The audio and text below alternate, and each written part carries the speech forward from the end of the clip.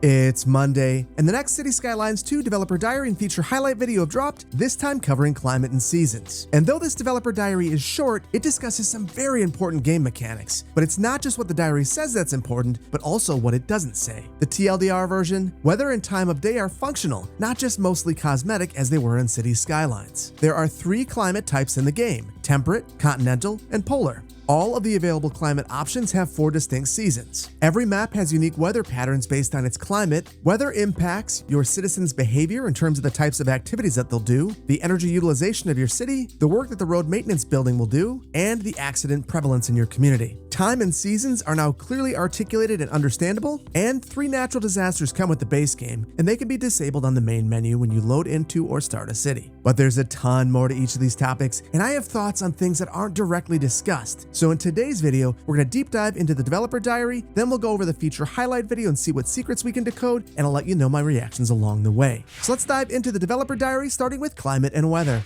The diary begins by explaining the impact of latitude and longitude on climate and weather. The amount of sunlight, the temperature range, cloud cover, precipitation, the length of seasons, they're all influenced by the climate as well as the latitude and longitude of your city. This also means that cities in the northern hemisphere will experience a cold winter in the beginning of the year, while cities in the southern hemisphere will experience a cold winter mid-year. Further, it means that polar regions will have a short, cold summer and a long winter. Weather now has a significant impact on the behavior of citizens. When it's cold, cloudy, or rainy, citizens will prefer indoor activities. But when it's nice out, they'll want to head out to parks and other outdoor recreational opportunities. Weather also has an impact on your city's energy consumption, with more energy needed when the weather is hot or cold to account for heating and cooling needs. Lastly, City Skylines 2 comes with 3 climates: polar, temperate, and continental. And this is where I start to have mixed emotions. There are 5 major climate zones, including polar, continental, temperate, dry, and tropical. And 2 of these climate types are conspicuously missing: tropical and dry climates. And that's baffling to me because 49% of the world's population lives either in the tropics or in a dry climate zone. And those places will be completely impossible to create in a base City Skylines 2 game. So I've created this map that shows all the places that do not fit within the default themes. This is to say nothing of Mediterranean or subtropical climates, which share similarities in terms of foliage to some desert and tropical environments. So I'll be honest, I find this all a bit disappointing, but I am curious as to whether some of these climates will be added in the future, as part of a base game update, as part of the San Francisco set that comes out at launch, or as part of the Beach Properties asset pack that's coming out in Q4 of this year. After all, the only image we have of the pack shows palm trees in the background. If not then, I could definitely see a City Skylines 2 Tropics or City Skylines 2 Deserts DLC that comes with building theme packs, custom assets like parks, maps, and the climate itself.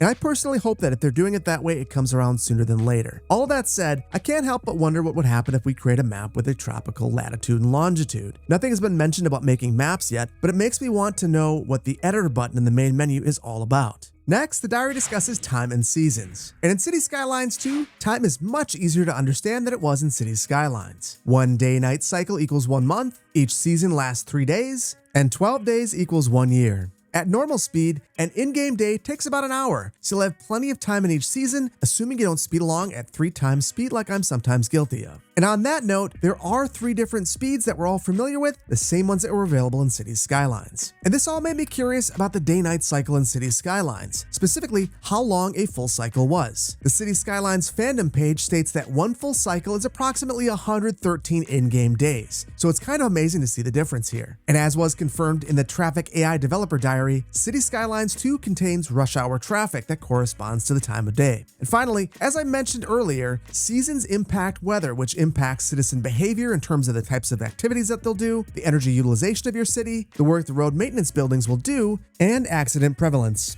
I really like the way the time mechanic is clearly laid out, but I can't help but notice what wasn't mentioned. There was no word of being able to disable seasons or disable the day-night cycle. This leads me to believe that it isn't possible, which could be frustrating if you don't like building at night. We'll have to see if more info is released on Thursday when the Dev Insights video is released. I was also very interested in seeing a real-world time being given to correspond with an in-game month. This leads me to believe that the simulation is greatly improved and much more predictable, since different hardware configurations could have an impact on simulation speed, at least in my experience. And the final topic is natural disasters. City Skylines 2 comes with 3 natural disasters, including forest fires, which can occur during dry weather and can spread to buildings if your city doesn't have fire protection services available. Hailstorms, which take place when weather is cold but not freezing and can damage but not destroy buildings. They cost money for repairs and slow a building from leveling, since residents will need to pay for repairs rather than building upgrades. They can also lead to accidents since the roads will be slick, and citizens will stay home during these events. And finally, tornadoes, which are the most extreme disaster in City Skylines 2. They can damage and destroy buildings, injure citizens, cause accidents, or even lead to their untimely demise. And similar to the Natural Disasters DLC, a disaster warning system and a shelter can help protect your citizens. The shelters have evacuation buses, but interestingly, the diary makes it sound like they may plan their own evacuation routes. And honestly, I'm a bit surprised that there are no hurricanes, tsunamis, earthquakes, and other disasters. I think this opens up the possibility of a Natural Disasters DLC, and honestly, I'm here for it. I am, however, a bit confused about hailstorms. What's being described is more akin to a sleet event, not a hailstorm. Normally, hail occurs during warmer months, which is one of the reasons why they are so devastating. They damage crops, buildings, and people during the months where they're most likely to be outdoors. And because of this, I really hope they clarify this at some point in the future.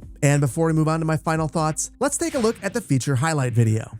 The very first thing I want to point out is this window right here. As we move forward just a bit in the video, that light turns off. That is awesome. Buildings are going to feel much more alive in City Skylines 2 because of things like this. It's going to feel like there are actually people inside of the building living their lives, turning their lights on and off. We already see that all these windows appear to have different apartments. It's not all the same place. It looks like there's different things going on, and that is amazing. That's a level of immersion that I'm really excited to see in the game. Next, we see this image here of a New Dollarton, and they're trying to show the weather, but I want to point something else out. In the previous video, I talked a little bit about key walls and being confused. Now, it was pointed out that on Instagram, Colossal Orders made some posts about roads and walking paths actually being the new key walls in the game. And you can see right here that there are key walls. So that's exciting to see that in the game.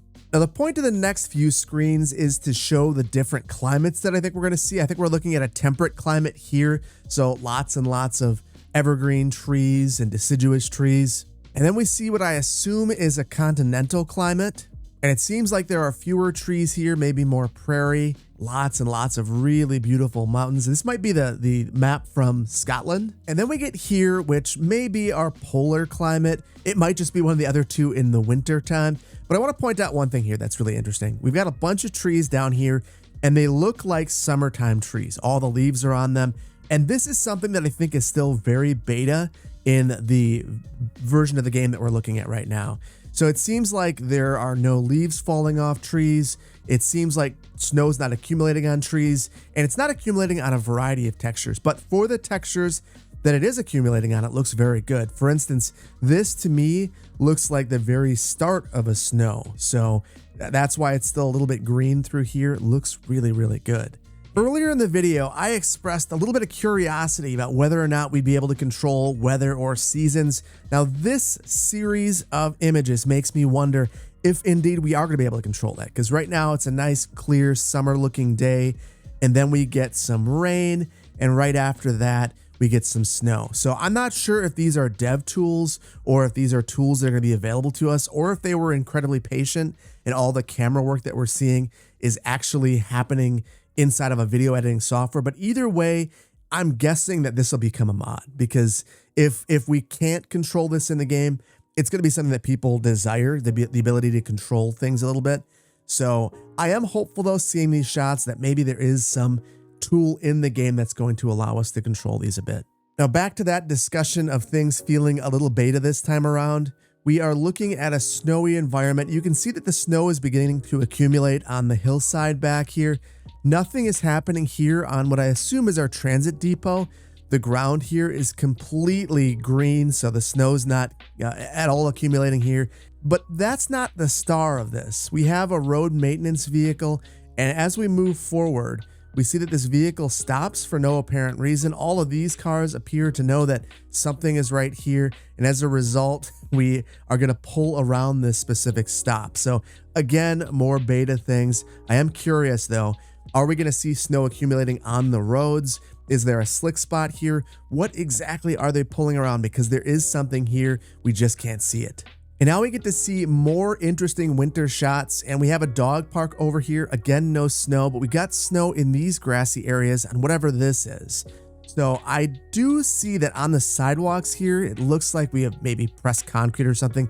No snow is accumulating there. That makes total sense to me, especially if it's the first snow of the year. We wouldn't necessarily expect for the snow to stick on pavement or sidewalks or things of that nature. But the trees, again, it looks like summertime. These are deciduous trees. All of their leaves are on there. There's no snow accumulating. So I'm wondering if snow is going to dynamically accumulate on all assets, or if every individual asset will also need a snowy texture. And the reason why I'm wondering this is if you think about After Dark, when After Dark was first released, many of the older buildings that we had from pre-After Dark didn't have lights in them. And in my Lake Valley series, The Abandoned City, you'll notice that the Sears Tower doesn't have lights. And that's because of the age of the city, the asset didn't have that. Now, I'm really curious about this because there are certain environments. I assume that we'll get a tropical environment at some point, and you might see those buildings with the red stucco roofs. And if we see stuff like that, are we going to end up seeing assets that only work in certain climates? A few more things to point out here, though. We see that these cars have snow accumulating on them, which is a nice touch. The motorcycle doesn't, which is kind of interesting. And then we've got this vehicle right here that's driving that has it accumulating as well. So that's a little bit bizarre to me. Obviously, this will probably be resolved down the line. We'd expect that a vehicle in motion wouldn't have all this snow accumulating on it. Particularly on the windows, you'd see it clear there. We've also got some citizens that are not dressed for the appropriate weather. We've got Fight Club Lady, and she is completely fine in a short sleeve shirt and her gloves. Maybe that's why she has her gloves. Hard to say.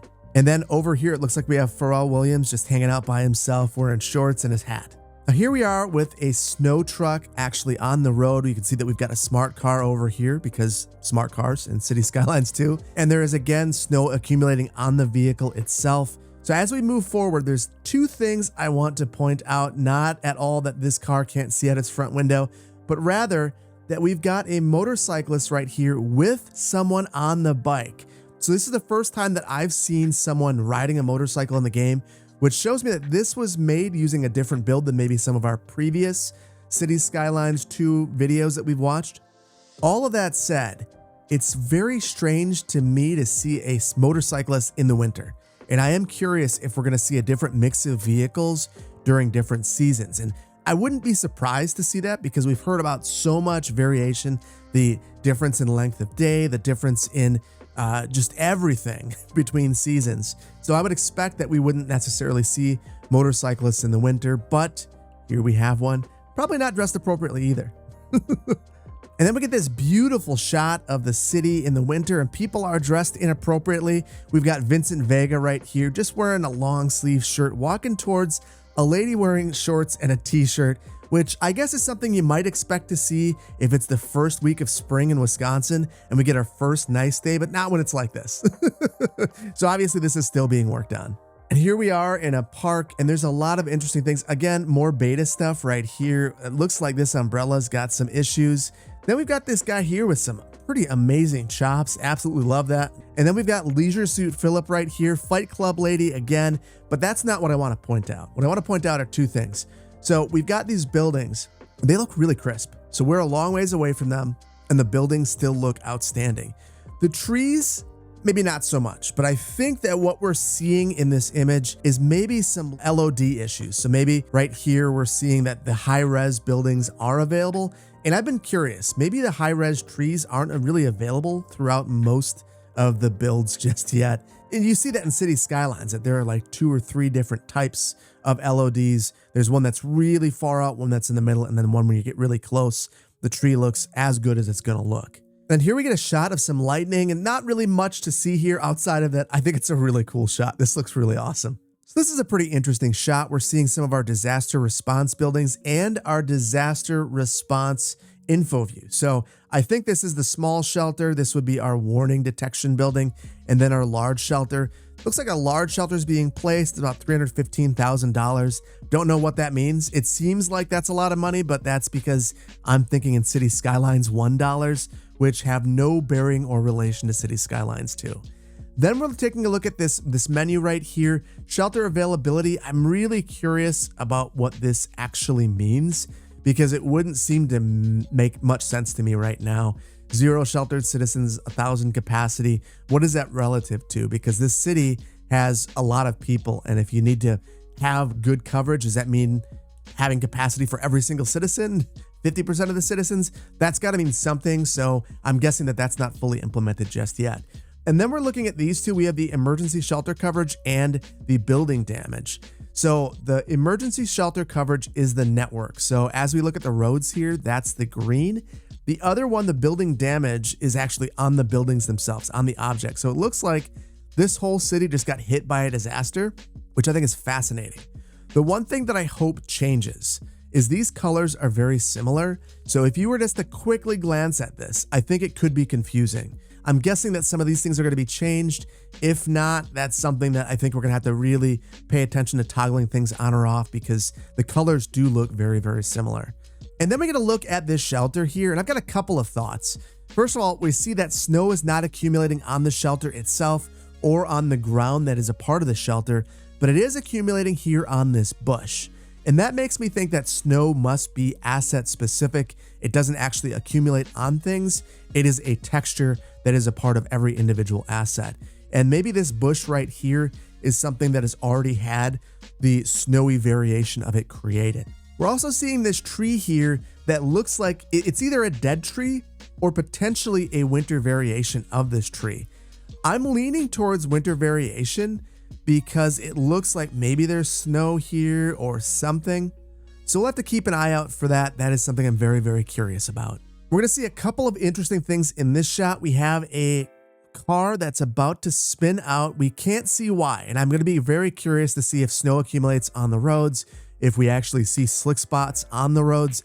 But the car starts to spin out, and it really goes a long ways, narrowly misses this pillar right here, and then crosses across the highway where there is another car. And if we let this go a little bit further, we can see that this vehicle, for whatever reason, swerves way out of the way, maybe to get out of the way of this car, and they might hit this one. Now, the other thing that's fascinating to me, we've got a pedestrian here walking their 2 dogs right down the center of the highway. This is not the best spot for you to be walking. There's a million spots you could walk. This is not the one.